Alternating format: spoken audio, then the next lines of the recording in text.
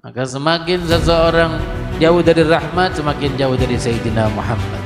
Besar apapun namanya, tenar kemana-mana, tapi kalau dia jauh dari rahmat di dalam penyampaiannya, maka jauh dari Sayyidina Muhammad. Muncul dalam bentuk caci makian, muncul dalam bentuk memprovokasi, membenci orang itu. Kalau yang muncul ini, maka dia jauh dari tuntunan Sayyidina Muhammad. Walaupun dia naik di atas mimbar Sayyidina Muhammad, mengkhianati mimbar Sayyidina Muhammad.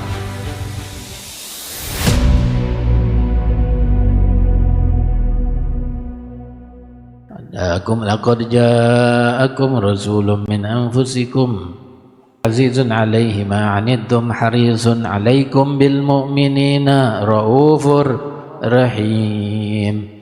Terhadap orang-orang mukminin raufur rahim, santun dan begitu sayang terhadap mereka kaum mukminin. Begitu, iya. Ini yang datang dari Rabbul Alamin. Apa perlu diragukan? Na'udzubillahi min dzalik. Kita mukminin, muslimin, beriman kepada Allah dan Quran. Apa yang ada di dalam Quran, kalimat demi kalimat, itu dipastikan dan yakin seyakin-yakinnya 1000% kita meyakininya bahwa itu datang dari Rabbul Alamin melalui Nabi Muhammad. Ketika beliau katakan demikian, sifatnya itu, ya itulah sifatnya. Bil mu'minina raufur rahim. Terhadap mukminin rahmahnya begitu nampak dan jelas. Datang salah seorang kepada Rasulullah sallallahu alaihi wasallam, ya Rasul, udah Daus itu, kaum Daus itu melawan, tidak mau patuh. Sumpahi aja ya Rasulullah, biar pada hancur semuanya. Rasulullah mengangkat tangannya. Lalu dia orang ini mengira hancur sudah Daus akan disumpahi Nabi. Walaupun dia mengatakan dalam doanya setelah mengangkat tangannya, dia bilang Allahumma hdi Dausan wa'tihim li muslimin. Ya Rabb, berikan hidayah kepada Daus, kaum Daus, kabilah, dan datangkan mereka kepadaku dalam keadaan muslimin. Yang satu sudah enggak sabaran menghadapi kaumnya itu, minta kepada Rasul, hancurin aja Rasulullah, sumpahin aja mereka biar hancur semuanya habis. Tapi beda hati yang satunya itu, beda hati Nabi Muhammad. Dia malah doakan mereka, ya Rabb, berikan hidayah kepada kaum Daus dan datangkan kepadaku dalam keadaan muslimin. Maka tidak lama dari doa tersebut, bondong-bondong mereka dari kampungnya datang kepada Rasulullah SAW di salah satu peperangan, dan kemudian mereka masuk Islam di tangan Nabi Muhammad. Itu Nabi kalian, itu rahmatnya yang ditampakkan dan disampaikan kepada kita ajaran itu, dan sampai kepada kita kisah-kisah mulia itu. Lalu begitulah seharusnya setiap mukmin, karena setiap mukmin telah datang kepadanya Rasulullah. Laqad ja'akum, telah datang kepada kalian, Rasulullah telah datang kepada kalian wahai mukminin. Dan bahkan Allah tegaskan dalam ayat yang lainnya, laqad manallahu 'alal mu'minina idz ba'atsa fihim rasulan min anfusihim yatlu 'alaihim ayatihi wa yuzakkihim wa yu'allimuhumul kitaba wal hikmah. Laqad manallahu, sungguh Allah telah memberi karunia 'alal mu'minin, atas kaum mukminin. Setiap dari individu orang mukminin ini, dan kita bagian kecil dari mereka yang hadir, setiap dari kita yang hadir di sini khususnya telah dapat karunia dari Allah Ta'ala. Idz ba'atsa fihim, ketika Allah Ta'ala utus di antara mereka rasulan min anfusihim, seorang rasul dari jenis mereka, Nabi Muhammad sallallahu alaihi wasallam. Semakin jauh seseorang dari sifat rahmah, maka semakin jauh dia dari Sayyidina Muhammad. Siapapun bentuknya, bagaimanapun bentuk pribadinya, bentuk siapapun sosoknya, ulama kah, mubaligh kah, pejabat kah, rakyat kah, laki kah, perempuan kah, semakin jauh dari rahmat maka semakin jauh dari Sayyidina Muhammad. Bagaimana tidak semakin jauh? Wa ma arsalnaka illa rahmatan lil alamin, tidak aku utus engkau melainkan rahmat sebagai untuk sekalian alam. Ulama kita Allah Ta'ala katakan rahmatan, Allah enggak bilang wa ma arsalnaka rahiman lil alamin. Rahmat diambil dari kata masdar, bahwa beliau sumber dari rahmat itu. Maka semakin seseorang jauh dari rahmat, semakin jauh dari Sayyidina Muhammad sallallahu alaihi wa alihi wa sahbihi wasallam. Walau kunta faddan ghalidhal qalbi lan faddu min hawlik fa'fu anhum wastaghfir lahum washawirhum fil amr idza azamta fatawakkal 'ala Allah. Walau kunta faddan ghalidhal qalb, kalau ente fadh, bengis, enggak ada rahmatnya sama sekali. Ghalidhul qalb, hati keras, lam faddu min haulik, mereka akan kabur dari sekitarmu, dari dirimu. Beliau sendiri yang menjadi sumber rahmat. Kalau Rasul katakan, kalau Allah Ta'ala katakan, kalau engkau ya Muhammad ya Rasulullah, engkau ghalidhul faddan ghalidhul qalb, bengis dan keras hati, mereka enggak akan dekat, mereka akan lari darimu karena engkau menjauhi dari rahmat. Tapi lihat ayat pakai kalimat lau, yang artinya tidak akan terjadi, karena beliau tidak akan faddan ghalidhal qalbi, hatinya selalu dipenuhi dengan kasih sayang, hatinya selalu dipenuhi dengan belas kasih kepada kaum mukminin khususnya. Hadirin hadirat yang dimuliakan Allah, maka kalau kita mau ngelihat panutan di sepanjang zaman, di zaman kita juga, jadikan barometernya itu ini. Seseorang sebesar apapun namanya, tenar kemana-mana, tapi kalau dia jauh dari rahmat di dalam penyampaiannya, maka jauh dari Sayyidina Muhammad. Dari itu rahmat ini tidak akan ada di dalam hati yang sombong. Ulama mengatakan, mutakabbir, siapa sih orang yang sombong itu? Man idza wa'adha annaf, kalau ngasih wa'adh, ngasih nasihat, dia akan bengis di dalam nasihatnya, nggak ada rahmatnya.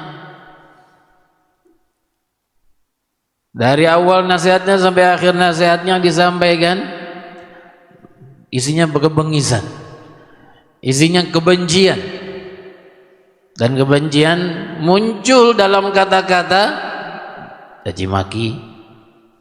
Seorang tidak mencaci maki orang lain kecuali dia benci. Kalau dia cinta dengan orang lain nggak akan dicaci maki. Muncul dalam bentuk caci makian, muncul dalam bentuk memprovokasi, membenci orang itu. Apapun masalahnya, kalau yang muncul ini, maka dia jauh dari tuntunan Sayyidina Muhammad, walaupun dia naik di atas mimbar Sayyidina Muhammad, mengkhianati mimbar Sayyidina Muhammad. Ada salah seorang mubaligh yang ikhlas kepada Allah Ta'ala, dia mengatakan, saya setiap kali khatib Jumat gemeter di atas mimbar. Kenapa? Membayangkan ini mimbar Rasulullah. Dan saya cuma menempatinya. Kalau saya menempati mimbar Rasulullah dan saya kemudian di ucapan-ucapan yang saya sampaikan di dalam nasihat khutbah Jumat itu jauh melenceng dari Rasulullah, maka saya telah mengkhianati beliau. Membayangkan itu, dia selalu gemeter ada di dalam khutbahnya atau menjelang khutbahnya. Membayangkan itu, takut mengkhianati Rasul, karena ini amanat datang dari beliau.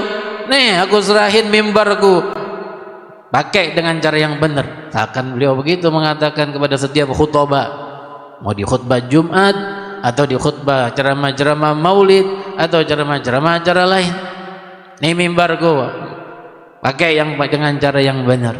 Kan begitu seakan beliau sampaikan. Gemeter. Hadirin hadirat yang dimuliakan Allah. Berkaca dari para ulama salihin pewaris beliau yang memang 1000% adalah pewaris Nabi. Yang dikatakan oleh Rasul di dalam hadisnya, al-ulama warasatul anbiya. Ulama adalah pewaris Nabi. Yang bukan pewaris Nabi bukan ulama, walaupun ilmunya segudang. Walaupun ilmunya segudang.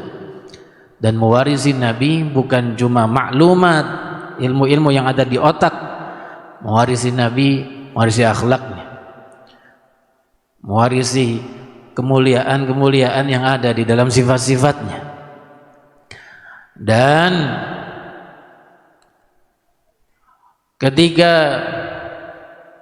Al-Imam Ali Zainal Abidin, satu di antara pewaris Nabi yang tidak pernah diragukan sebagai pewaris Nabi, cucunya juga, dan sering dengar dari para ulama mubalighin bagaimana beliau dicaci, dimaki, disakiti. Beliau ahlul bait.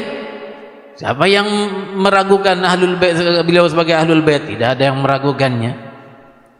Ahlul bait murni, 1000% ahlul bait, enggak ada yang meragukan. Imam Ali Zainal Abidin bin Husain bin Ali bin Abi Thalib, berapa banyak kita dengar dituduh pencuri, senyum, rahmat. Kita dengar bagaimana beliau ketika sholat di Madinatul Munawwarah, di masjid kakeknya, masjid datuknya, dan sering cerita ini disampaikan di majlis-majlis. Datang pendatang dari luar, datang Madinatul Munawwarah, gak kenal Imam Ali Zainal Abidin. Dia letakkan bawaan-bawaannya, koper dan semacamnya di tempat penginapannya. Lalu disolat di Masjid Nabawi. Kemudian setelah sholat dia rasa kehilangan dompetnya. Di dalamnya ada 1000 dinar. Dia lihat tengok sana sini, nggak ada yang sholat kecuali orang satu ini. Dia ini yang ngambil duit saya ini. Siapa lagi yang ngambil? Nggak ada orang. Kuat sangkaannya. Lalu dia mendekat orangnya itu bilang, Imam Ali Zainal Abidin lagi sholat, dia nggak kenal orang ini. Dia daham-daham supaya isyarat cepat-cepat selesaikan sholatnya, jangan lama-lama. Imam Ali Zainal Abidin melihat ada orang dengan dahamannya, dia rasa dia ditungguin, lalu dia percepat sholatnya, lalu selesai. Ini ada apa bualan? Udah katanya, jangan pura-pura, duit anak serahin ini. Nggak ada orang di sini karena kehilangan uang. Imam Ali Zainal Abidin mengatakan, berapa uangmu yang hilang? 1000 dinar. Ayo ikut ke rumah. Dituduh mencuri ini. Kalau di zaman sekarang dituduh mencuri, berantem di luar masjid. Enak aja ente, orang duit banyak, udah punya ini, punya itu, yang tuduhan mencuri. Imam Ali Zainal Abidin gak banyak komentar, gak tanya buktikan mana aku mencuri, enggak. Subhanallah, akhlaknya yang mulia, yang begitu tinggi, membuat beliau bersikap seperti itu. Berapa uangmu yang hilang? 1000 dinar. Ayo ikut. Enggak pakai sebut, mana buktinya? Mana ada CCTV-nya enggak? Karena kalau banyak dari kita kalau dituduh begitu, kita balikin. Ada CCTV-nya, buktinya kalau saya mencuri. Gak perlu, gak banyak ngomong, ayo ikut. Dibawa ke rumahnya, di depan rumahnya tunggu sebentar. Dibawa keluar dari rumah, dibawa, ini uangmu. Oh iya, pulang. Setelah menerima itu, dia rasa uangnya dikembalikan. Sampai ke penginapan, dibongkar-bongkar koper, innalillahi, duitnya ada di dalam kopernya. Astagfirullahaladzim, mana udah nuduh orang mencuri uang Anda ternyata di sini. Maka dia bertanya-tanya ini siapa orang ini? Itu udah mencuri, nggak marah nggak apa, malah dikasih gantinya. Tanya-tanya tentang orang dengan orang sekitar. Lalu dibilang, kamu nggak kenal orang itu? Imam Ali Zainal Abidin bin Husain bin Ali bin Abi Thalib, cucu Nabi Muhammad sallallahu alaihi wasallam. Oh, aku bukan cuma menuduh orang mencuri, menuduh ahlul bait Rasulullah. Yang dituduh ahlul bait Rasulullah, bahkan bukan ahlul bait, pembesar ahlul bait, ulama ahlul bait. Merasa salah tentunya semakin besar. Didatangi rumah, diketok-ketok. Assalamualaikum, waalaikumsalam. Keluar beliau, waalaikumsalam. Ente lagi masih kurang duitnya?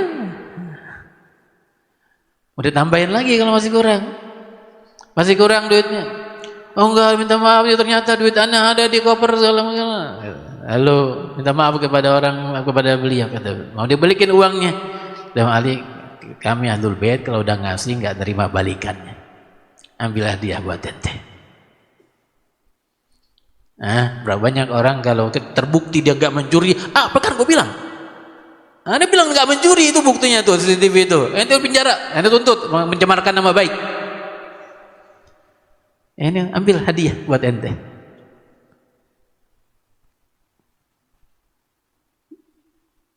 Kapan kita bisa ngeliat akhlak ini di zaman kita? Dan itu yang beliau wariskan kepada umat. Dituduh, personalnya dituduh. Personalnya dituduh, dirinya dituduh pencuri. Tapi enggak bergerak Imam Ali Zainal Abidin dari sifat kemuliaan. Kakinya teguh, tegar di jalan datuknya, karena dia tahu kalaupun Rasulullah diperlakukan seperti itu dia akan lakukan hal yang sama. Karena beliau tahu begitu, kalau Rasulullah diperlakukan seperti itu, dia akan lakukan hal yang sama. Nah, kita tahu kejadian beliau dengan seorang Yahudi, Zaid bin Dasnah atau yang lainnya, kemudian masuk Islam. Rasulullah berhutang kepada orang itu karena ada satu kelompok muslimin di satu kampung kekurangan pangan dan mereka baru masuk Islam. Datang salah seorangnya khawatir, ngadu pada Rasulullah, khawatir kalau mereka nggak dapat makanan, kelaparan, mereka akan murtad lagi. Rasulullah sampai ngutang-ngutang untuk ngasih makan mereka. Ngutangnya masih apa? Orang Yahudi. Dikasih makanan oleh orang Yahudi sebagai hutang dan perjanjian dilakukan kapan mau bayar, lalu dikirim makanan itu. Lalu sebelum 3 hari waktu temponya dia jatuh, beliau duduk dengan pertama sahabatnya, di antara Sayyidina Umar, datang orang ini, Muhammad, bayar hutang ente. Bukan cuma diteriakin, tapi bahkan gabilahnya, sukunya dicaci maki. Bukan cuma personalnya diserang, sukunya diserang. Ma'arafna bin Bani Hashim illa mutula. Bani Hashim memang orang-orang yang tukang nunda-nunda bayar utang. Itu Betawi banyak kan di sini. Itu orang Betawi ente memang kalau utang nggak pernah bayar ente. Dicaci maki bukan dirinya, bukan kita doang, tapi Betawinya dicaci maki. Yang nggak ada urusan kena dah. Yang Betawi kan begitu. Di Bani Hashim ini dicaci maki. Kabilahnya, beliau dari Bani Hashim. Lalu Sayyidina Umar geram, marah. Bangun Sayyidina Umar, dan mau menghunuskan pedangnya. Rasulullah, kalau engkau izinkan, penggal kepala orang ini. Kata Sayyidina Rasul, wahai Umar, katanya, tidak cukup kau bilang kepadaku bayar hutangmu dengan baik, dan bilang kepada dia minta hutangnya dengan cara yang baik. Duduk Umar, wahai Umar, ketahuilah, kata Sayyidina Rasul, ketahuilah bahwasanya jatuh tempe utang masih 3 hari lagi. Artinya orang datang ke susu, belum jatuh temponya udah datang. Rasul jelaskan supaya duduk permasalahannya jelas. Wahai Umar, ketahuilah bahwasanya jatuh tempo utang masih 3 hari lagi. Lalu kata Rasul apa katanya? Wahai Umar, bawa orang ini ambil, bayar hutangnya dan tambahin hutangnya 20 dirham. Tambahin dari hutangnya 20 dirham. Nah, kenapa ya Rasulullah? Karena ente udah bikin dia takut. Gara-gara ente ngeluarin pedang. Bukan cuma dibayar, dikasih ihsan, dikasih kelebihan baiknya tuh. Tambahin hutangnya 20 dirham. Yang begini yang kita cari susah di antara umat. Dan kita berharap banyak yang seperti ini di antara kita. Terutamanya dari para ulama, dari para mubalighin, orang-orang yang naik-naik mimbar, yang menggunakan mikrofon-mikrofon untuk dakwah. Lebih dituntut mereka itu untuk menampakkan kemegahan sifat mulia Rasul di antara umatnya, sehingga umat lihat begini Nabi kita Muhammad sallallahu alaihi wasallam. Maka ketahuilah, kalau kita mau ngambil tontonan banyak, tapi ketika kita mengambil tuntunan, maka kita bisa mengambilnya dengan menjadikan mi'yar atau timbangan itu seperti apa yang kita dengar tadi. Bukan cuma asal tenar nama, bukan cuma asal banyak pengikut, bukan cuma asal populer di mana-mana, tapi yang kita perlukan adalah seorang qudwah, seorang yang benar-benar pantas untuk diikuti, diambil ilmunya, dilihat akhlaknya dan ditiru, dan kemudian dijadikan imam. Sebagaimana Rasulullah imam, ya imam ar-rusli was-sanadi, imam para rasul, imam ahlir risalah, imam para rasul-rasul, dan pengikutnya, warisnya imam di zaman-zaman mereka. Mereka dikit, tapi mereka lah yang membawa bendera beliau sepanjang zaman, di kelompoknya, di daerahnya, di negaranya, bahkan ada yang seantero dunia.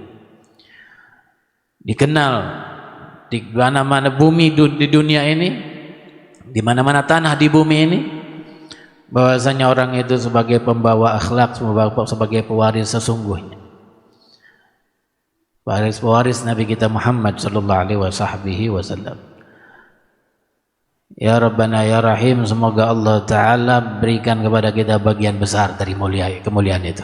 Akhlak beliau diturunkan kepada kita, diberikan kepada kita, dihiasi diri kita dengan itu semuanya, sehingga kita mendapatkan syafaat Sayyidina Muhammad dan diakui umat oleh Nabi Yuna Muhammad sallallahu alaihi wasallam. Amin ya rabbal alamin.